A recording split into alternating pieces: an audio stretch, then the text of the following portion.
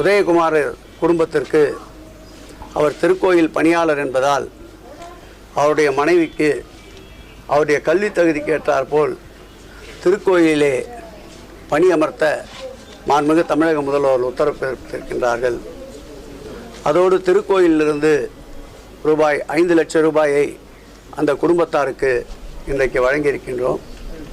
அறங்காவலர் குழு தலைவர் அருள்முருகன் அவர்கள் 3 லட்சம் ரூபாயும், அதேபோல் முதலமைச்சர் பொது நிவாரண நிதியிலிருந்து 2 லட்சம் என்று 10 லட்சம் ரூபாய் இன்றைக்கு அவர்கள் குடும்பத்திற்கு வழங்கியிருக்கின்றோம்.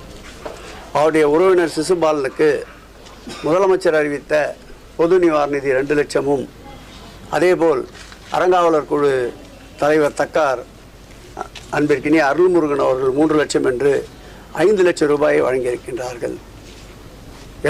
இறந்து போன உதயகுமார் மனைவி